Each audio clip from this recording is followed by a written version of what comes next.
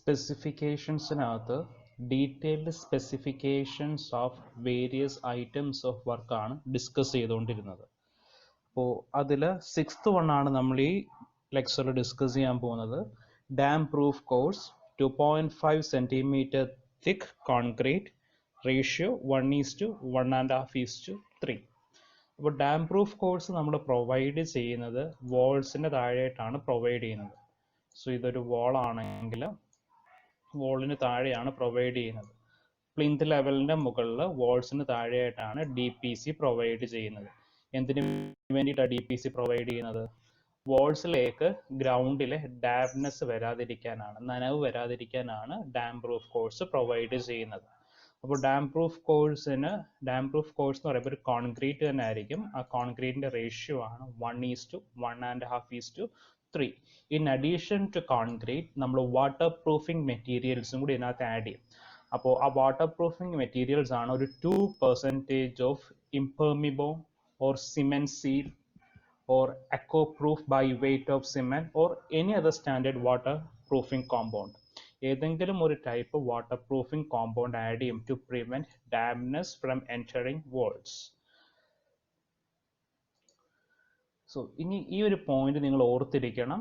Dam proof കോഴ്സിന്റെ thickness 2.5 centimetre ആണ്. Usually provide ചെയ്യുന്ന തിക്നെസ് ആണ് 2.5 സെന്റിമീറ്റർ തിക്നെസ്. ഇനി അവിടെ യൂസ് ചെയ്യുന്നത് പോർട്ട്ലാൻഡ് സിമെന്റ് ആണ്. നമുക്ക് ഡിഫറെന്റ് ടൈപ്സ് ഓഫ് സിമെന്റ് ഉണ്ട്. ഡാം പ്രൂഫ് കോഴ്സിന് യൂസ് ചെയ്യുന്ന സിമെന്റ് ആണ് പോർട്ട്ലാൻഡ് സിമെന്റ്.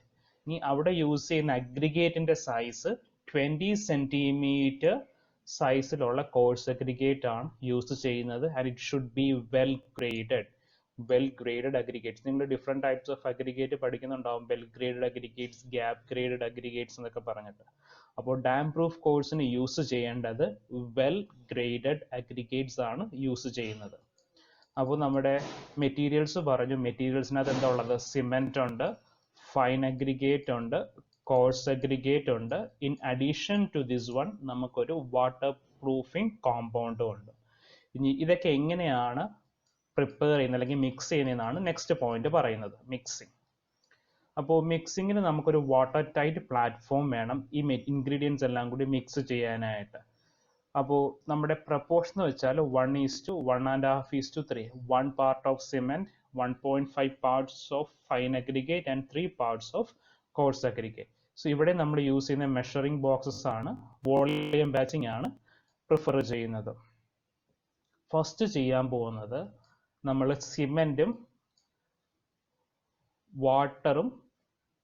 സിമെന്റും വാട്ടർ പ്രൂഫിംഗ് കോമ്പൗണ്ടും കൂടിയാണ് ആദ്യമേ മിക്സ് ചെയ്യുന്നത്. അത് ഡ്രൈ ആയിട്ടായിരിക്കും മിക്സ് ചെയ്യുന്നത്. Cement plus water proofing compound. എത്ര പെർസെൻറ്റേജ് ആണ് വാട്ടർ പ്രൂഫിംഗ് കോമ്പൗണ്ട് എടുക്കുന്നത്? 2% ആണ് വാട്ടർ പ്രൂഫിംഗ് കോമ്പൗണ്ട് എടുക്കുന്നത്. ഇനി അടുത്ത സ്റ്റെപ്പിൽ എന്ത് ചെയ്യും?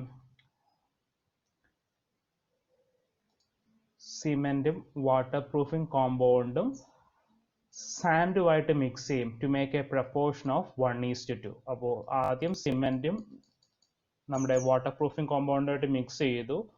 ആ ഡ്രൈ മിക്സ് നമ്മുടെ റിക്വയർഡ് ക്വാണ്ടിറ്റി ഓഫ് സാൻഡുമായിട്ട് മിക്സ് ചെയ്യാണ് to make a proportion of 1:2.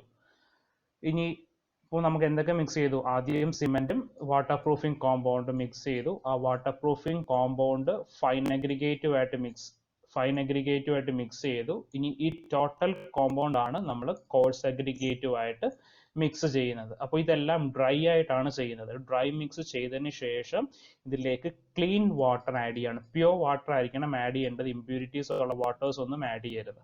അപ്പോൾ പ്യുവർ വാട്ടർ ആഡ് ചെയ്ത് പ്രോപ്പർ ആയിട്ട് മിക്സ് ചെയ്യാണ് to get a plastic mix of required consistency. ഇനി നമുക്കൊരു മിനിമം 3 times എങ്കിലും അത് പ്രോപ്പറായിട്ട് മിക്സ് ചെയ്യണം to get a uniform and homogeneous mix. അപ്പോൾ അടുത്ത സ്റ്റെപ്പാണ് ലേയിങ്. ഇത് എങ്ങനെയാണ് ലേ ചെയ്യുന്നത്? അപ്പോൾ ഡാം പ്രൂഫ് കോഴ്സ് ലേ ചെയ്യുന്നത് പ്ലിന്ത് ലെവലിന്റെ മുകളിലാണ്. പ്ലിന്ത് ലെവൽ ഫുൾ ആയിട്ടും ലേ ചെയ്യില്ല. We will exclude the openings in wall. വാളിനകത്തുള്ള ഓപ്പണിങ്സ് എന്ന് പറയുമ്പോൾ യൂഷ്വലി ഡോറിന്റെ ഓപ്പണിങ്സ് ആണ് നമ്മൾ റിമൂവ് ചെയ്യുന്നത്. ഇനി ഇൻ കേസ് എന്തെങ്കിലും ആർച്ച് ഒക്കെ വരുവാണെങ്കിൽ, ഡോറിന് പകരം ആർച്ച് ഒക്കെ വരുന്ന പോർഷൻസ് ആണെങ്കിലും അവിടെ വാൾസ് ഉണ്ടാകില്ല.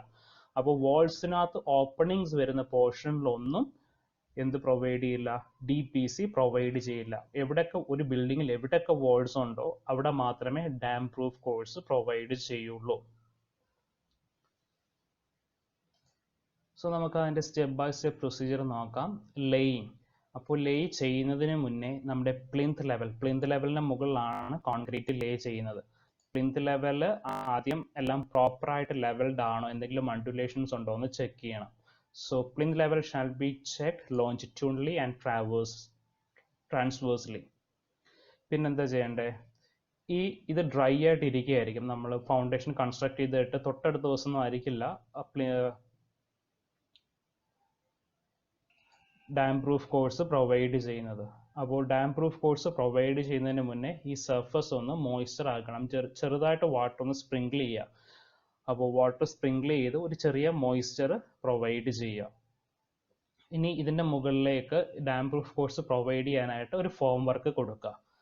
അപ്പോൾ ഫോം വർക്ക് കൊടുക്കുമ്പോൾ അത് കറക്റ്റ് ഡയമെൻഷനിൽ തന്നെ പ്രൊവൈഡ് ചെയ്താൽ കോൺക്രീറ്റ് പോർ ചെയ്യാൻ എളുപ്പമുണ്ടായിരിക്കും. ഇനി കോൺക്രീറ്റ് പോർ ചെയ്തതിന് ശേഷം നമ്മൾ എപ്പോഴും ചെയ്യുന്ന കണക്ക് തന്നെ അത് കോമ്പാക്റ്റ് ചെയ്യുക to get a dense concrete. അതിനുശേഷം അത് പ്രോപ്പറായിട്ട് ലെവൽഡ് ആണോ എന്ന് ചെക്ക് ചെയ്യുക.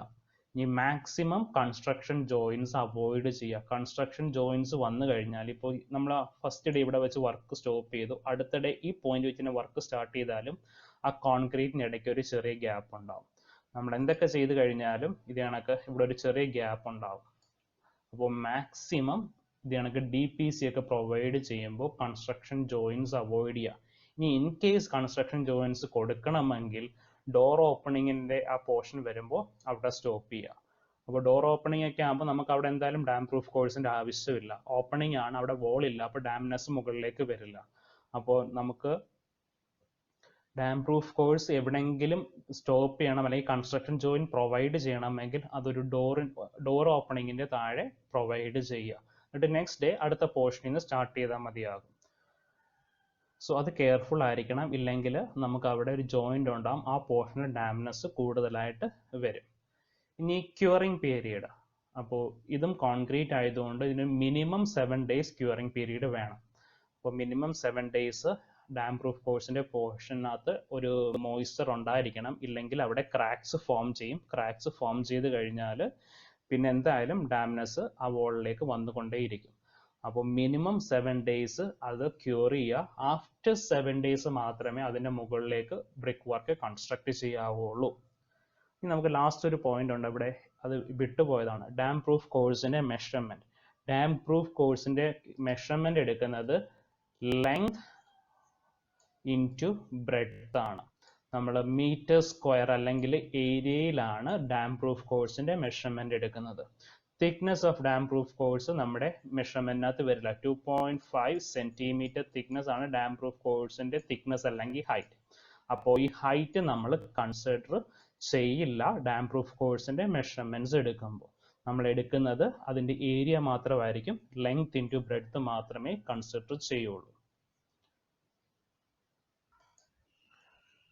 സോ നെക്സ്റ്റ് വൺ ആണ് ബ്രിക്ക് വർക്ക്. സോ നമ്മൾ പറയുന്നത് ഫസ്റ്റ് ക്ലാസ് ബ്രിക്ക് വർക്ക്സിനെ പറ്റിയിട്ടാണ്. അപ്പോൾ ബ്രിക്സിനെ നമുക്ക് first class brick, second class brick, third class brick, fourth class brick അങ്ങനെ ക്ലാസിഫൈ ചെയ്യാം. ഇനി നമ്മൾ യൂസ് ചെയ്യുന്ന ഫസ്റ്റ് ക്ലാസ് ബ്രിക്സ് ആണെങ്കിൽ ആ ഫസ്റ്റ് ക്ലാസ് ബ്രിക്സിന് കുറച്ച് പ്രോപ്പർട്ടീസ് ഉണ്ടാവും. ഇവിടെ നമ്മൾ പറയുന്നത് ക്ലേ ബ്രിക്സിനെ പറ്റിയിട്ടാണ്, സിമെന്റ് ബ്ലോക്സിനെ പറ്റിയിട്ടല്ല. അപ്പോൾ ബ്രിക്സിന്റെ സ്റ്റാൻഡേർഡ് സൈസ് നമ്മൾ പറയുന്നത് 19x9x9 cm ആണ്. അതിനൊരു വെയിറ്റ് ഉണ്ടാവും. വെയിറ്റ് എന്ന് വെച്ചാൽ 3 to 3.5 kg ആണ് സ്റ്റാൻഡേർഡ് വെയിറ്റ്. അതിൻ്റെ കോർണേഴ്സ് എല്ലാം ഷാർപ്പ് കോർണേഴ്സ് ആയിരിക്കണം. And it should be typically red colour. ഇനി നമുക്ക് പറയേണ്ടത് the brick should be properly burned. അപ്പോൾ ബ്രിക്സ് പ്രോപ്പർലി ബേൺഡ് ആയിരിക്കണം. പിന്നെ ഉള്ള മോസ്റ്റ് ഇമ്പോർട്ടൻറ്റ് പോയിന്റ് ആണ്, it should not absorb water more than 20% of its dry weight when immersed in water for 24 hours. 24 hours നമ്മുടെ bricks വെള്ളത്തിലിട്ട് വെച്ചാൽ അതിൻ്റെ original വെയിറ്റിൻ്റെ 20% കൂടുതൽ വാട്ടർ അബ്സോർബ് ചെയ്യാൻ പാടില്ല.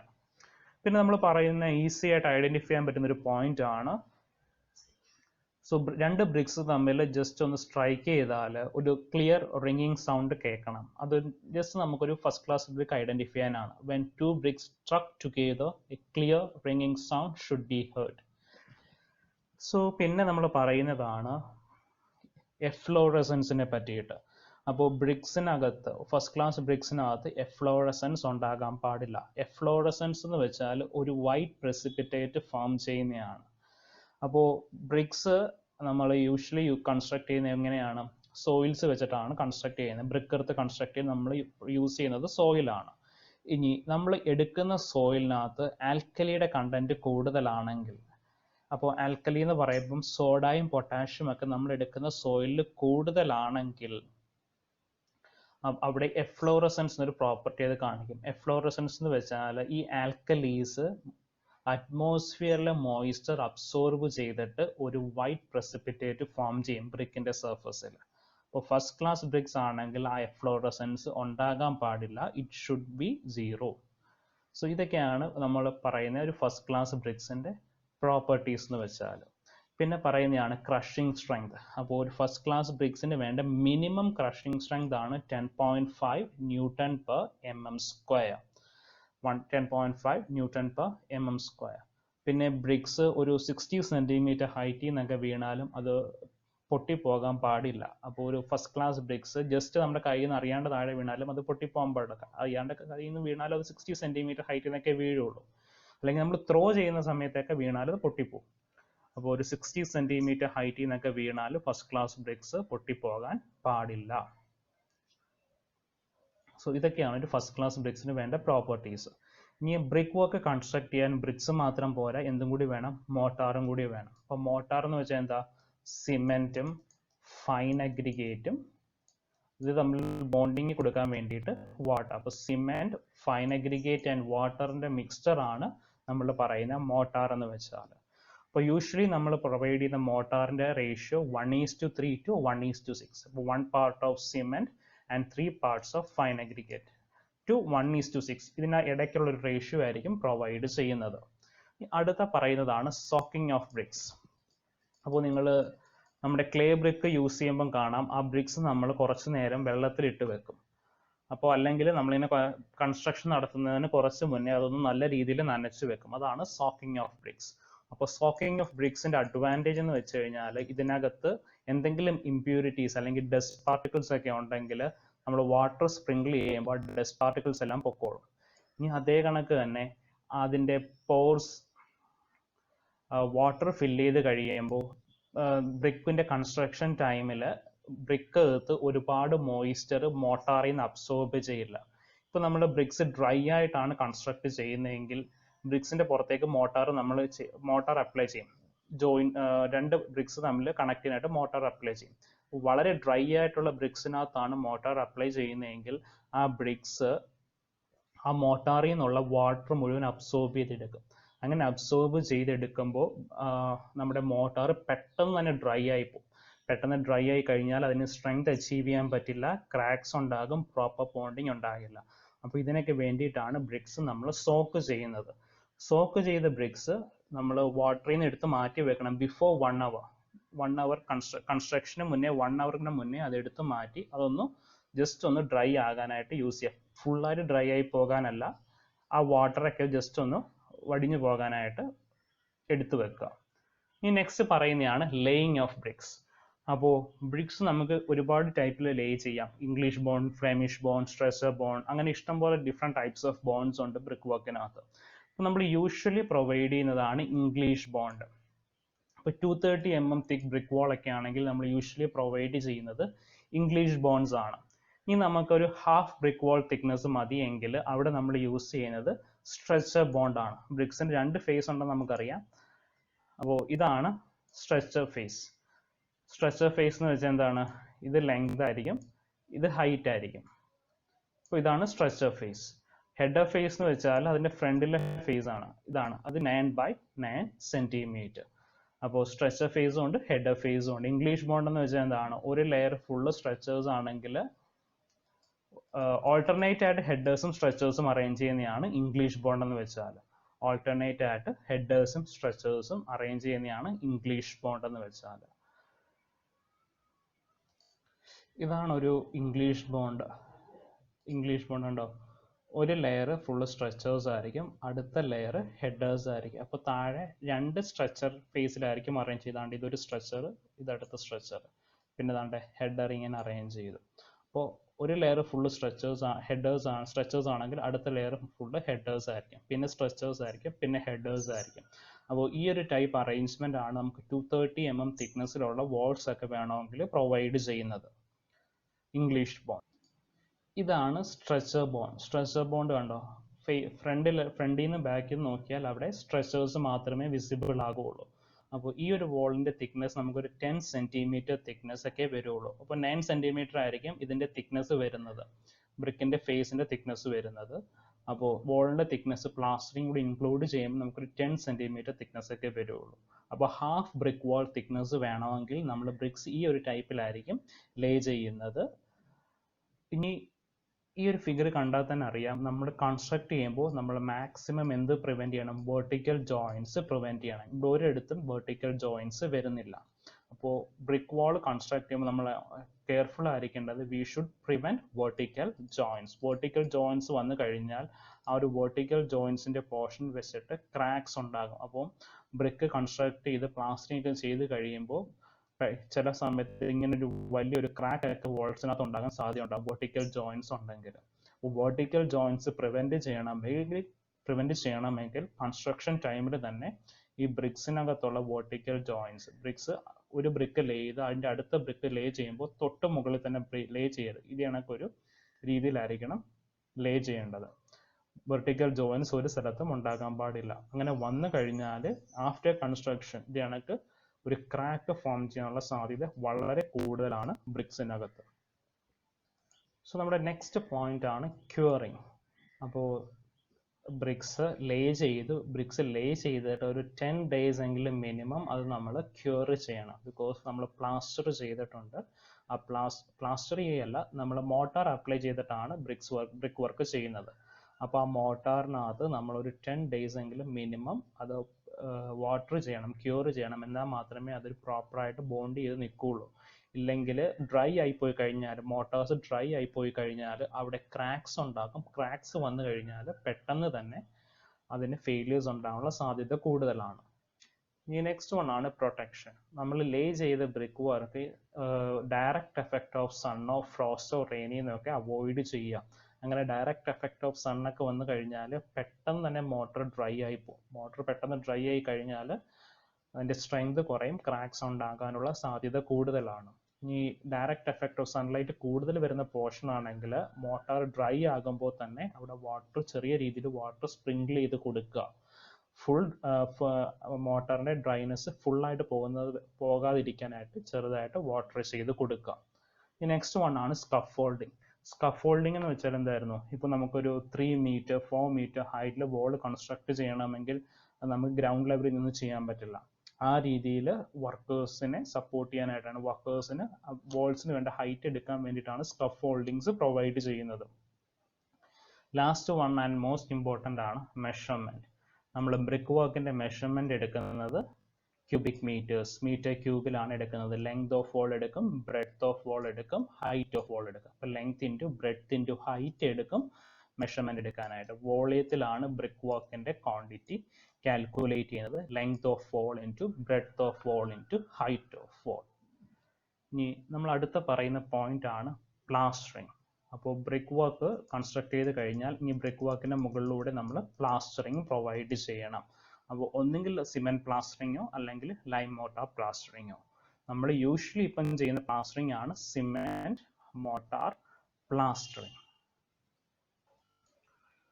ബ്രിക്ക് വർക്ക് കൺസ്ട്രക്ട് ചെയ്തിട്ട് നമ്മൾ നെക്സ്റ്റ് പ്രൊവൈഡ് ചെയ്യുന്ന ബ്രിക്ക് വർക്കിൻ്റെ പുറത്ത് അപ്ലൈ ചെയ്യുന്നതാണ് പ്ലാസ്റ്ററിങ്. അപ്പോൾ പ്ലാസ്റ്ററിങ് അപ്ലൈ ചെയ്യാനായിട്ട് നമ്മുടെ ബ്രിക്ക് വർക്ക് ഒന്ന് ജസ്റ്റ് ഒരു മോയ്സ്ചർ ഉണ്ടാകണം. അപ്പോൾ ജസ്റ്റ് ഒന്ന് വാട്ടർ സ്പ്രിങ്കിൾ ചെയ്തിട്ട് വേണം പ്ലാസ്റ്ററിങ് വർക്ക് സ്റ്റാർട്ട് ചെയ്യാനായിട്ട്.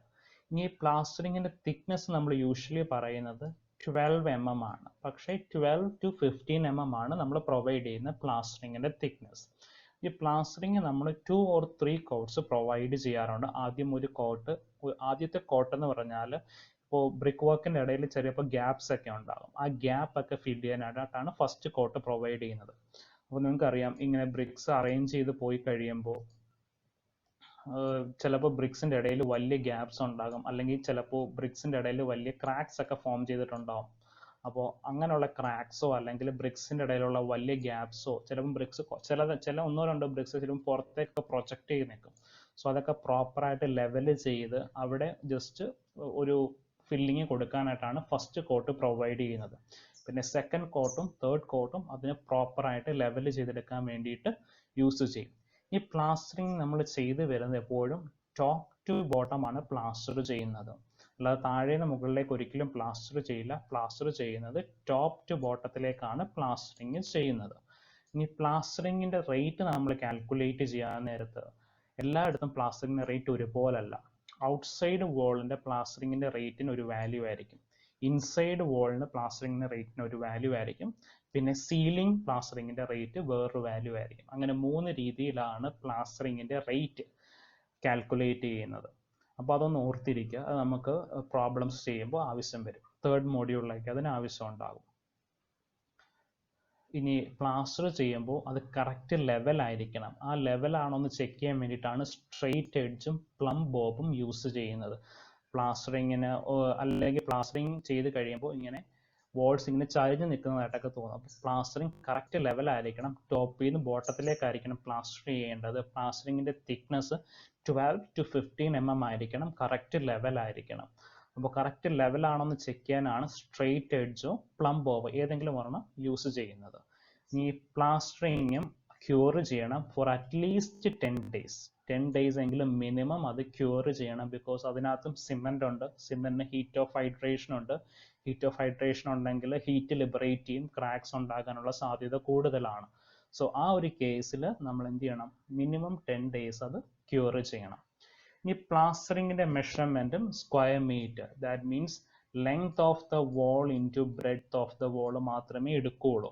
തിക്നെസ് ഓഫ് പ്ലാസ്റ്ററിങ് ക്വാണ്ടിറ്റി കാൽക്കുലേഷനിൽ എടുക്കില്ല, ബിക്കോസ് അത് വളരെ ചെറിയൊരു ക്വാണ്ടിറ്റി ആയതുകൊണ്ട് നമ്മൾ ഹൈറ്റ് അല്ലെങ്കിൽ തിക്നെസ് ഓഫ് പ്ലാസ്റ്ററിങ് എടുക്കില്ല. ലെങ്ത് ഇൻറ്റു ബ്രെഡ്ത്ത് മാത്രമേ എടുക്കുകയുള്ളൂ. അപ്പോൾ ഡാം പ്രൂഫ് കോഴ്സിനും ലെങ്ത് ഇൻറ്റു ബ്രെഡ്ത്ത് മാത്രമേ എടുക്കുകയുള്ളൂ. തിക്നെസ് അല്ലെങ്കിൽ height of damp proof course എടുക്കില്ല. പ്ലാസ്റ്ററിങ്ങിനും അതേ കണക്കാണ്, ലെങ്ത് ഇൻറ്റു ബ്രെഡ്ത്ത് മാത്രമേ കൺസിഡർ ചെയ്യുള്ളൂ, തിക്നെസ് കൺസിഡർ ചെയ്യില്ല.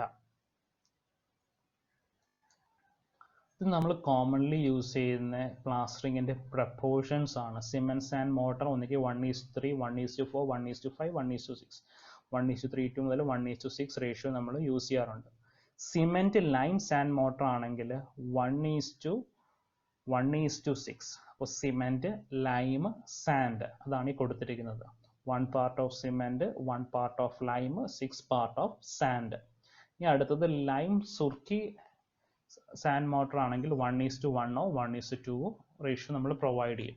ഇനി സീലിംഗ് പ്ലാസ്റ്ററിങ് ആണെങ്കിൽ 1:3 cement sand mortar with coarse sand is generally used. Ceiling പ്ലാസ്റ്ററിങ്ങിന് 1:3 cement mortar with coarse sand is generally used. So 9th one ആണ് പോയിന്റിങ്. അപ്പോൾ നമ്മുടെ വാൾസിനകത്തൊക്കെ പോയിന്റിങ് വർക്ക്സ് എങ്ങനെയാണ് പ്രൊവൈഡ് ചെയ്യുന്നത്? നമ്മൾ യൂഷ്വലി യൂസ് ചെയ്യുന്നത് സിമെൻ്റ് ആണ്. ഇവിടെ സിമെൻ്റ് ഓർ ലൈം മോട്ടാറിൻ്റെ രണ്ടും ഒരേ രീതിയിലാണ് നമ്മൾ ക്വാണ്ടിറ്റി കാൽക്കുലേഷൻസും മെഷർമെൻറ്റ്സും ഒക്കെ എടുക്കുന്നത്. അപ്പോൾ പോയിന്റിങ്ങിന് നമ്മൾ യൂസ് ചെയ്യുന്നത് 1:2 അല്ലെങ്കിൽ 1:3 സിമെന്റ് സാൻഡ് മോട്ടർ ആയിരിക്കും. 1:2 or 1:3 അല്ലെങ്കിൽ 1:1 lime surkhi mortar or kankar mortars. പക്ഷെ നമ്മൾ ഇപ്പോൾ യൂഷ്വലി പ്രൊവൈഡ് ചെയ്യുന്നത് സിമെന്റ് സാൻഡ് മോട്ടർ ആണ്. പോയിന്റിങ്ങിന് 1:2 or 1:3 മോട്ടർ ആണ് പ്രൊവൈഡ് ചെയ്യുന്നത്. ഇനി ഇതിനകത്തും സിമെന്റ് മോട്ടറാണ് യൂസ് ചെയ്യുന്നതെങ്കിൽ നമുക്ക് എന്ത് ചെയ്യണം, ഇതിനകത്തൊരു മിനിമം 7 days ക്യൂറിങ് പ്രൊവൈഡ് ചെയ്യണം. ഇല്ലെങ്കിൽ നമ്മുടെ വർക്കിനകത്ത് ക്രാക്സ് ഒക്കെ ഉണ്ടാകാനുള്ള സാധ്യത വളരെ കൂടുതലാണ്. അപ്പോൾ പോയിന്റിംഗ് വർക്ക് നമ്മൾ യൂഷ്വലി യൂസ് ചെയ്യുന്ന ratio 1:2 or 1:3 for cement sand mortar അല്ലെങ്കിൽ 1:1 ഫോർ ലൈം സൂക്കി മോട്ടർ. അടുത്തതാണ് ലൈം പണ്ണിങ്. നമ്മൾ യൂസ് ചെയ്യുന്ന മെറ്റീരിയൽസ് എന്ന് വെച്ചാൽ white stone lime, shell lime. അത് സ്ലേക്കഡ് ചെയ്യും. സ്ലേക്കഡ് എന്ന് വെച്ചാൽ വാട്ടറിലിട്ട് മിക്സ് ചെയ്യും. In a proportion of 3 of stone lime and 1 of shell lime. അപ്പോൾ 3:1 റേഷ്യോയിൽ അത് വാട്ടറുമായിട്ട് മിക്സ് ചെയ്യും, സഫീഷ്യൻ്റ്ലി മിക്സ് ചെയ്യും. മിക്സ് ചെയ്ത് കഴിയുമ്പോൾ നമുക്കൊരു ക്രീം ലൈക്ക് പേസ്റ്റ് കിട്ടും. ക്രീം ലൈക്ക് പേസ്റ്റ് അതിൻ്റെ ഒരു റെസിഡ്യൂ ഉണ്ടാകും. റെസിഡ്യൂ താഴെ ബോട്ടത്തിലായിരിക്കും ഇരിക്കുന്നത്. അപ്പോൾ ടോപ്പ് സർഫസിൽ നമുക്കൊരു ക്രീം ലൈക്ക് പേസ്റ്റ് കിട്ടും. ആ ക്രീം ലൈക്ക് പേസ്റ്റ് നമുക്ക് വാൾ സർഫസിൽ ആഡ് ചെയ്യാം. വാൾ സർഫസിൽ നമുക്ക് അപ്ലൈ ചെയ്യാൻ പറ്റും. അപ്പോൾ അതാണ് നമ്മൾ പറയുന്ന ലൈം പണ്ണിങ്. അപ്പോൾ ഒരു തവണ കൂടി ഞാൻ പറയാം. നമുക്ക് വൈറ്റ് സ്റ്റോൺ ലൈമും ഉണ്ടാവും, ഷെൽ ലൈമും ഉണ്ടാവും. അപ്പോൾ 3 സ്റ്റോൺ ലൈമും 1 ഷെൽ ലൈം അല്ലെങ്കിൽ 3:1 റേഷ്യോയിൽ എടുക്കുക. അത് വാട്ടറുമായിട്ട് മിക്സ് ചെയ്യുക, തറവായിട്ട് മിക്സ് ചെയ്യുക. മിക്സ് ചെയ്ത് കഴിയുമ്പോൾ നമുക്കതിൻ്റെ ടോപ്പ് ഒരു ബാരലിട്ടായിരിക്കും മിക്സ് ചെയ്യുന്നത്. 3 സ്റ്റോണും 1 ലൈമും വാട്ടറുമായിട്ട് മിക്സ് ചെയ്യും. മിക്സ് ചെയ്ത് കഴിയുമ്പോൾ ആ ബാരലിൻ്റെ മുകളിൽ ഒരു ക്രീം ലൈക്ക് പേസ്റ്റ് ഉണ്ടാവും. താഴെ കുറേ റെസിഡ്യൂ ഡെപ്പോസിറ്റ് ആയി കിടക്കും. ഈ ക്രീം ലൈക്ക് പേസ്റ്റ് നമുക്ക് വാൾ സർഫസിൽ അപ്ലൈ ചെയ്യാം. ഒരു ഫിനിഷിംഗ് കോട്ട് പോലെ അപ്ലൈ ചെയ്യാൻ പറ്റും.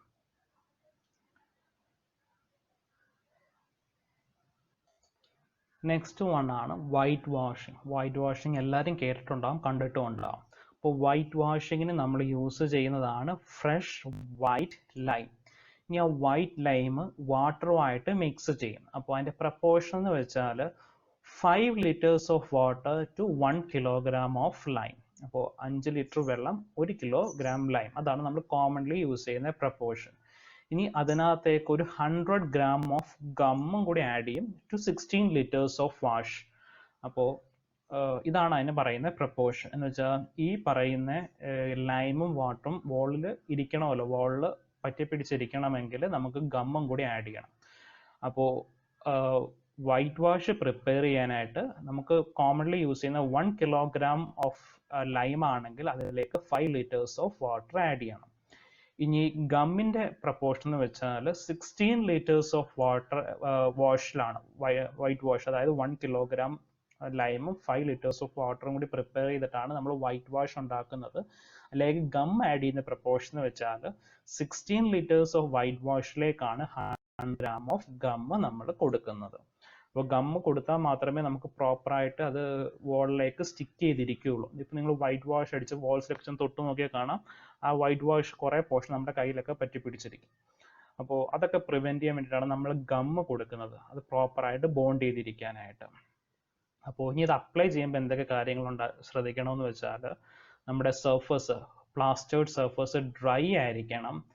പിന്നെ അത് തറലി ക്ലീൻഡ് ആയിരിക്കണം. ഇപ്പോൾ ഡസ്റ്റോ ഡേർട്ടോ ഒക്കെ ഉണ്ടെങ്കിൽ നമുക്ക് വൈറ്റ് വാഷ് അപ്ലൈ ചെയ്യുമ്പോൾ അത് വോളിലേക്ക് ഇരിക്കില്ല, ആ ഡേർട്ടിൻ്റെ പുറത്തായിരിക്കും ഇരിക്കുന്നത്.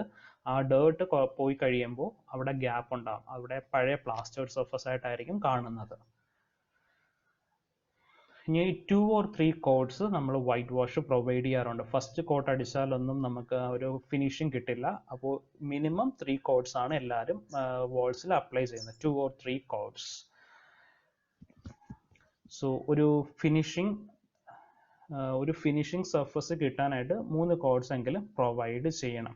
ഇനി വൈറ്റ് വാഷിനകത്ത് നമുക്കൊരു ചെറിയൊരു കളർ വേണമെങ്കിൽ നമ്മൾ വൈറ്റ് വാഷിലേക്ക് കളറിങ് പിഗ്മെൻറ്റ്സ് ആഡ് ചെയ്താൽ മതി. അപ്പോൾ കളറിങ് പിഗ്മെൻറ്റ്സ് എന്ന് പറയുമ്പോൾ നമുക്ക് ബ്ലൂ പിഗ്മെൻറ്റ്സ് ഒക്കെ യൂസ് ചെയ്യാറുണ്ട്. അപ്പോൾ നമ്മുടെ സർഫസിനകത്ത് ബ്ലൂ പിഗ്മെൻറ്റ് യൂസ് ചെയ്യുകയാണെങ്കിൽ നമുക്കൊരു ബ്രൈറ്റ് വൈറ്റ് സർഫസ് കിട്ടും. അപ്പോൾ വൈറ്റ് വാഷിലേക്ക് ഒരു ബ്ലൂ പിഗ്മെൻറ്റ് ആഡ് ചെയ്താൽ മതി. അപ്പോൾ ഒരു ബ്രൈറ്റ് വൈറ്റ് ഫിനിഷ് ഉണ്ടാവും. ഈ കളറിങ് പിഗ്മെൻറ്റ്സ് ഒക്കെ നമുക്ക് പെയിൻറ് ഷോപ്പിൽ വാങ്ങാൻ കിട്ടും. വൈറ്റ് വാഷിനകത്ത് കൊടുക്കുന്ന കളറിങ് പിഗ്മെൻറ്റ്സ്. ഗമ്മ് നമ്മൾ യൂഷ്വലി യൂസ് ചെയ്യുന്നത് ഫെവിക്കോളിൻ്റെ ടൈപ്പൊക്കെയാണ് ഗമ്മായിട്ട് യൂസ് ചെയ്യുന്നത്. ഈ 12th വൺ ആണ് പെയിൻറ്റിങ്. നെക്സ്റ്റ് വൺ ആണ് പെയിൻറ്റിങ്. അപ്പോൾ പെയിൻറ്റ്സ് നമ്മൾ യൂഷ്വലി ചെയ്യുന്നത് നമ്മുടെ സർഫസ് പ്ലാസ്റ്റേർഡ് സർഫസ് ക്ലീൻ ആയിട്ട്, ഇപ്പോൾ ഈ പ്ലാസ്റ്റേർഡ് സർഫസിൽ എന്തെങ്കിലും അണ്ടുലേഷൻസോ അല്ലെങ്കിൽ എന്തെങ്കിലും ക്രാക്കോ ഉണ്ടെങ്കിൽ, അല്ലെങ്കിൽ അണ്ടുലേഷൻസ് ഒക്കെ ഉണ്ടെങ്കിൽ അത് പുട്ടിയിട്ട് ലെവൽ ചെയ്തെടുത്തതിന് ശേഷമാണ് അവിടെ പെയിൻറ്റ്സ് അപ്ലൈ ചെയ്യുന്നത്. പെയിൻറ്റ്സ് നമ്മൾ റെഡിമെയ്ഡ് ആയിട്ടാണ് വാങ്ങുന്നത്. ആ പെയിൻറ്റ്സ് ബ്രഷസ് യൂസ് ചെയ്ത് അപ്ലൈ ചെയ്യുകയാണ് ചെയ്യുന്നത്. അപ്പോൾ പെയിൻറ്റും ഒരു സിംഗിൾ കോട്ട് മാത്രം പ്രൊവൈഡ് ചെയ്യില്ല, 2 or 3 കോട്ട്സ്, മിനിമം 2 കോട്ടെങ്കിലും പ്രൊവൈഡ് ചെയ്താൽ മാത്രമേ ഒരു ഫിനിഷ്ഡ് സർഫസ് നമുക്ക് കിട്ടുകയുള്ളൂ. ഇനി പെയിൻറ്റിങ്ങിൻ്റെ ക്വാണ്ടിറ്റി കാൽക്കുലേഷൻ എന്നൊക്കെ പറഞ്ഞാൽ അത് മീറ്റർ സ്ക്വയർ ആയിരിക്കും. മീറ്റർ സ്ക്വയർ എന്ന് വെച്ചാൽ length of the painted surface into breadth of the painted surface, അല്ലാതെ തിക്നെസ് ഓഫ് പെയിൻറ്റിംഗ് ഒന്നും നമ്മൾ കൺസിഡർ ചെയ്യില്ല. ഇപ്പോൾ പെയിൻറ്റിങ് വർക്ക് ആണെങ്കിലും വൈറ്റ് വാഷിംഗ് ആണെങ്കിലും ഒക്കെ നമ്മൾ എടുക്കുന്നത് ലെങ്ത് ഇൻറ്റു ബ്രെഡ്ത്ത് മാത്രമേ എടുക്കുകയുള്ളൂ ക്വാണ്ടിറ്റി കാൽക്കുലേഷൻ, അതായത് metre square. Thickness of painting അല്ലെങ്കിൽ തിക്നെസ് ഓഫ് വൈറ്റ് വാഷിംഗ് ഒന്നും കൺസിഡർ ചെയ്യില്ല. സോ നെക്സ്റ്റ് പറയുന്നതാണ് വുഡ് വർക്ക്.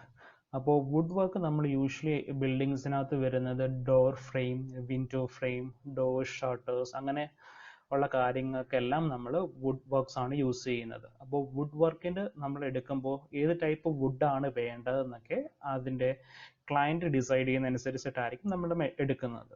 ഇനി വുഡ് വർക്കിൻ്റെ ക്വാണ്ടിറ്റി കാൽക്കുലേഷനും വുഡിൻ്റെ length into breadth into thickness വോളിയത്തിലായിരിക്കും കാൽക്കുലേറ്റ് ചെയ്യുന്നത്.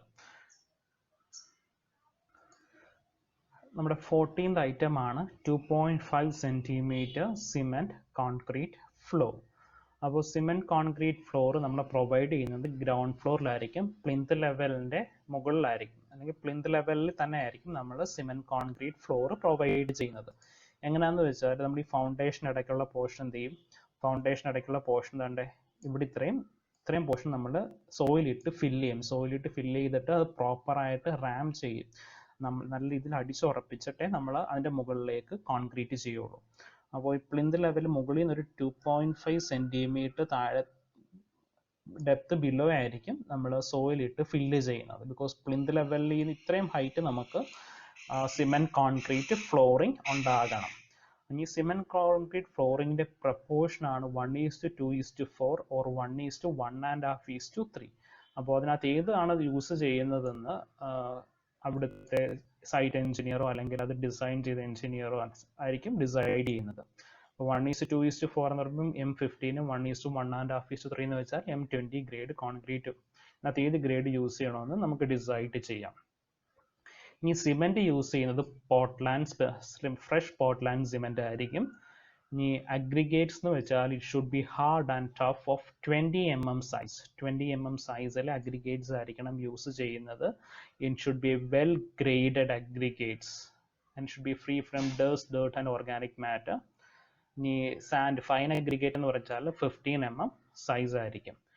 ഇനി ഇത് മിക്സിംഗ് എന്ന് വെച്ചാൽ നമ്മൾ നേരത്തെ ഡിസ്കസ് ചെയ്ത അതേ ടൈപ്പ് മിക്സിംഗ് ആണ്, ഒന്നുകിൽ ഹാൻഡ് മിക്സിംഗ് അല്ലെങ്കിൽ മെഷീൻ മിക്സിംഗ്. അതാണ് റെഫർ ഐറ്റം നമ്പർ 4 എന്ന് കൊടുക്കാൻ കാര്യം. ഐറ്റം നമ്പർ 4 നമ്മൾ എന്തായിരുന്നു ഡിസ്കസ് ചെയ്തത്, സിമെൻറ്റ് കോൺക്രീറ്റ് ഫ്ലോറിംഗ് ആയിരുന്നു ഐറ്റം നമ്പർ 4 ഡിസ്കസ് ചെയ്തത്. അപ്പോൾ സിമെൻറ്റ് കോൺക്രീറ്റ് ഫ്ലോറിൻ്റെ സിമെൻറ്റ് കോൺക്രീറ്റ് ഫ്ലോർ ഇവിടെ നമ്മൾ ഡിസ്കസ് ചെയ്യുന്നതാണ്. സിമെൻറ്റ് കോൺക്രീറ്റ് ആണ് ഐറ്റം നമ്പർ 4 ഡിസ്കസ് ചെയ്തത്. അപ്പോൾ സിമെൻറ്റ് കോൺക്രീറ്റിൻ്റെ അതേ മിക്സിംഗ് ആയിരിക്കും ഇവിടെയും നമ്മൾ അഡോപ്റ്റ് ചെയ്യുന്നത്. ഈ നെക്സ്റ്റ് വൺ ആണ് ലേയിങ്. ഈ മിക്സ് ചെയ്ത് വെച്ചേക്കുന്ന കോൺക്രീറ്റ് എങ്ങനെ ലേ ചെയ്യും. അപ്പോൾ കോൺക്രീറ്റ് ഹൊറിസോണ്ടൽ ലേയേഴ്സ് ആയിട്ടായിരിക്കും പ്ലേസ് ചെയ്യുന്നത്. പ്ലേസ് ചെയ്തിട്ട് തന്നെ ജെന്റ്ലി റാം ചെയ്യണം, എന്നാൽ മാത്രമേ ആ സോയിലിന് മുകളിലേക്ക് അത് പ്ലേസ്ഡ് ആയിട്ട് ഇരിക്കുകയുള്ളൂ. അപ്പോൾ അത് ഫസ്റ്റ് നമ്മളൊരു വുഡൻ ഫ്ലോട്ട് വെച്ച് റാം ചെയ്യും. നല്ല സ്ട്രെങ്ത് ഉപയോഗിച്ച് വേണം റാം ചെയ്യാൻ, എന്നാൽ മാത്രമേ അത് പ്രോപ്പറായിട്ട് ബോണ്ട് ചെയ്തിരിക്കുകയുള്ളൂ. ഇനി പറയുന്നത് beating shall continue till all ഹോളോസ് in concrete are filled with mortar paste. അത് പ്രോപ്പറായിട്ട്, അത് ഗ്രൗണ്ട് ഫ്ലോർ ആയതുകൊണ്ട് അത് പ്രോപ്പറായിട്ട് ബോണ്ട് ചെയ്യണം. ബിക്കോസ് ആ ഫ്ലോറിൻ്റെ മുകളിലായിരിക്കും നമ്മൾ ഫ്ലോർ കവറിങ്സ് പ്രൊവൈഡ് ചെയ്യുന്നത് അല്ലെങ്കിൽ ഫ്ലോർ ഫിനിഷിങ് പ്രൊവൈഡ് ചെയ്യുന്നത്. ഒന്ന് ഫ്ലോർ ഫിനിഷിംഗ് എന്ന് പറയുമ്പോൾ ഒന്നുകിൽ ടൈൽഡ് ഫ്ലോറിംഗ് ആയിരിക്കാം, അല്ലെങ്കിൽ മൊസൈക്ക് ആയിരിക്കാം, അല്ലെങ്കിൽ മാർബിൾ ആയിരിക്കാം. ഏത് ടൈപ്പാണ് പ്രൊവൈഡ് ചെയ്യുക. അപ്പോൾ ഇത് പ്രൊവൈഡ് ചെയ്യുമ്പോൾ ആ സർഫസ് ലെവൽഡ് ആയിരിക്കണം, പ്രോപ്പറായിട്ട് ബോണ്ട് ആയിരിക്കണം, ഇല്ലെങ്കിൽ നമുക്കത് പ്ലേസ് ചെയ്യാനായിട്ടൊക്കെ ബുദ്ധിമുട്ടായിരിക്കും. സിമെൻറ്റ് കോൺക്രീറ്റ് പ്രോപ്പറായിട്ട് റാം ചെയ്തതിന് ശേഷം അതിൻ്റെ മുകളിലേക്ക് നമുക്കൊരു സിമെൻറ്റ് സ്ലറി പേസ്റ്റ് പ്രൊവൈഡ് ചെയ്യും, ഒരു ഫിനിഷ്ഡ് സർഫസ് കിട്ടാൻ വേണ്ടിയിട്ട്. അതെന്ന് പറയുമ്പോൾ സിമെൻറ്റ് സ്ലറി എന്ന് പറയുമ്പോൾ integrally with hardened liquid of 2 liters to 50 kg of cement. be sprinkled in uniform layer at a rate of 2.2 kg per square meter. അപ്പോൾ ആ സിമെൻറ്റ് സ്ലറി പ്രൊവൈഡ് ചെയ്യുന്നത് ഒരു ഫിനിഷ്ഡ് സർഫസ് കിട്ടാൻ വേണ്ടിയിട്ടാണ്. അപ്പോൾ കോൺക്രീറ്റ് ചെയ്യുമ്പോൾ നമ്മൾ 20 mm സൈസ് ഉള്ള അഗ്രിഗേറ്റ്സ് ഒക്കെയാണ് കോൺക്രീറ്റ് ചെയ്യാൻ യൂസ് ചെയ്യുന്നത്. അപ്പോൾ ചെറിയ അണ്ടുലേഷൻസ് ഒക്കെ ഉണ്ടാകും. പ്രോപ്പറായിട്ട് റാം ചെയ്താലും ഈ അഗ്രിഗേറ്റ്സ് ഒക്കെ പുറത്ത് തെളിഞ്ഞ് നിൽക്കും. അപ്പോൾ അതൊക്കെ ഒന്ന് കവർ ചെയ്യാൻ വേണ്ടിയിട്ടാണ് നമ്മൾ ഈ സിമെൻറ്റ് സ്ലറി യൂസ് ചെയ്യുന്നത്. അപ്പോൾ സിമെൻറ്റ് സ്ലറി എന്ന് പറയുമ്പോൾ 50 kg സിമെൻറ്റ്, അതായത് ഒരു bag of cement 2 liters of വാട്ടറുമായിട്ട് മിക്സ് ചെയ്യണം.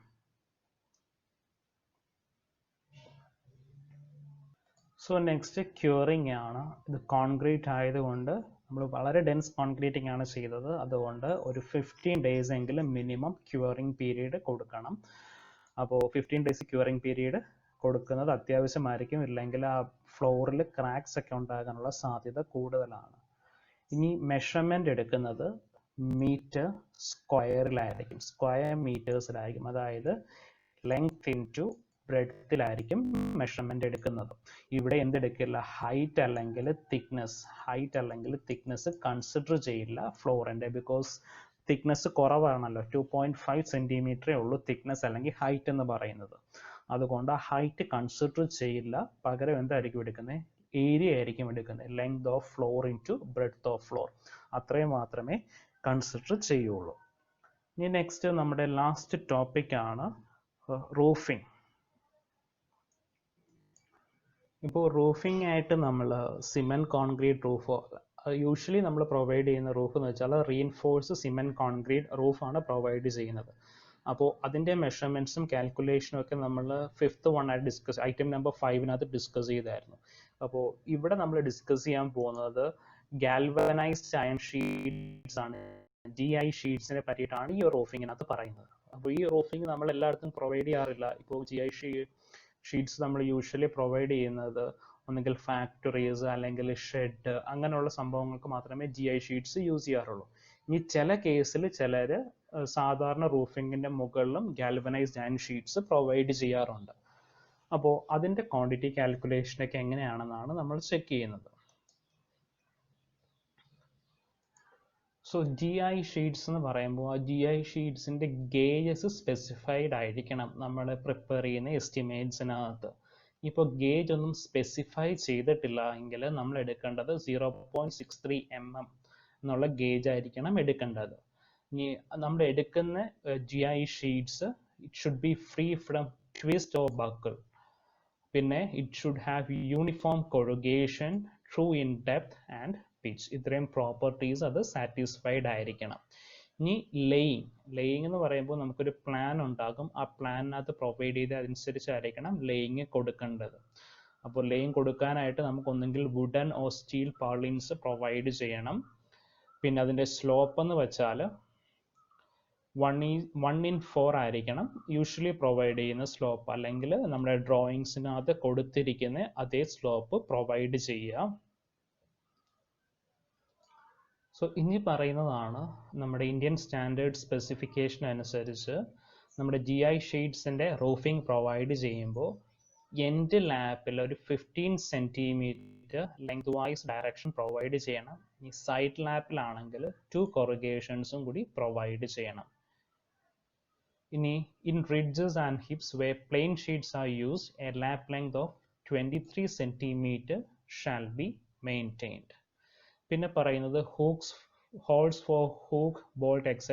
shall be drilled but not punched in the ridges of corrugations from underside while the sheets are on ground. പിന്നെ sheet shall be fixed to purlin by means of 8 mm diameter galvanized bars and nuts. ഇനി wind tiles ന്റെ dimension 40 mm into 12 mm flat iron wind tiles fixed at end laps. ഇനി നമുക്ക് വേണ്ട quantity ഇതാണ്, measurement ആണ്. എങ്ങനെയാണ് GI ഷീറ്റ്സിൻ്റെ measurements calculate ചെയ്യുന്നത്? GI ഷീറ്റ്സിൻ്റെ മെഷർമെൻറ്റ്സും calculate ചെയ്യുന്നത് സ്ക്വയർ മീറ്റേഴ്സ് ഏരിയയിലാണ് GI ഷീറ്റ്സിൻ്റെ മെഷർമെൻറ്റ്സ് കാൽക്കുലേറ്റ് ചെയ്യുന്നത്. അപ്പോൾ നമ്മൾ ഈ പറഞ്ഞതിനകത്ത് ഏറ്റവും ഇമ്പോർട്ടൻ്റ് ആയിട്ടുള്ള പോർഷൻസ് എന്ന് വെച്ചാൽ എർത്ത് വർക്ക് എക്സ്കവേഷൻ ഫൗണ്ടേഷൻ. അപ്പോൾ ഡീറ്റെയിൽഡ് സ്പെസിഫിക്കേഷൻസിനകത്ത് നമുക്ക് ഏറ്റവും ഇമ്പോർട്ടൻ്റ് ആയിട്ടുള്ള സാധനമാണ് എർത്ത് വർക്ക് എക്സ്കവേഷൻ ഫൗണ്ടേഷൻ, പിന്നെ lime concrete in roof terracing, lime concrete in foundation, cement concrete, reinforced cement concrete, brick work. ഇത്രയും കാര്യങ്ങൾ വളരെ ഇമ്പോർട്ടൻ്റ് ആണ്, എക്സാംസിന് യൂഷ്വലി ചോദിക്കുന്നതാണ്. പിന്നെ നമ്മൾ യൂഷ്വലി ഒരു വർക്ക് ചെയ്യാൻ പോകുമ്പോഴും ഇത്രയും കാര്യങ്ങളാണ് നമുക്ക് വളരെ ബേസിക് ആയിട്ട് അറിഞ്ഞിരിക്കേണ്ടത്. ഞാൻ ഒന്നുകൂടി പറയാം. നമുക്ക് ഏറ്റവും അറിഞ്ഞിരിക്കേണ്ട കാര്യങ്ങളാണ് earth work excavation in foundation. Earth work excavation ഫൗണ്ടേഷൻ്റെ ക്വാണ്ടിറ്റി കാൽക്കുലേഷൻ എന്ന് പറഞ്ഞാൽ അത് മീറ്റർ ക്യൂബിലാണ്. Length of excavation into breadth of excavation into height of excavation. പിന്നെ lime concrete in foundation, lime concrete in roof terracing. അത് lime concreting ഇപ്പോൾ നമ്മൾ usually use ചെയ്യാറില്ല, സിമെൻറ്റ് കോൺക്രീറ്റിംഗ് ആണ് യൂസ് ചെയ്യുന്നത്. പക്ഷേ നമ്മുടെ പ്രോബ്ലംസിലത്തൊക്കെ, നമ്മുടെ സിലബസിലെ പ്രോബ്ലംസിനകത്തൊക്കെ ലൈം കോൺക്രീറ്റിംഗ് കയറി വരാറുണ്ട്. പിന്നെ പറയുന്നതാണ് cement concrete. Cement concrete 1:2:4 proportion. ആ പ്രപ്പോർഷൻ മാറി വന്നാലും അതിൻ്റെ പ്രൊസീജിയേഴ്സ് എല്ലാം സെയിം ആയിരിക്കും. വളരെ ഇമ്പോർട്ടൻ്റ് ആണ് സിമെൻറ്റ് കോൺക്രീറ്റ്. സിമെൻറ്റ് കോൺക്രീറ്റിൻ്റെ റേറ്റ് കാൽക്കുലേറ്റ് ചെയ്യുന്നത് മീറ്റർ ക്യൂബിലായിരിക്കും, വോളിയത്തിലായിരിക്കും മീറ്റർ ക്യൂബ് ക്വാണ്ടിറ്റി കാൽക്കുലേറ്റ് ചെയ്യുന്നത്.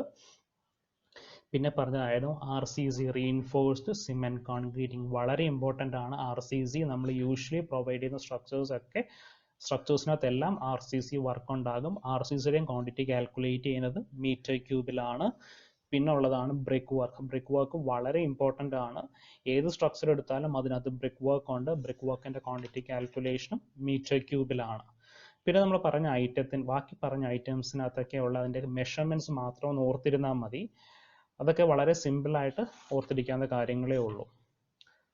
So thank you.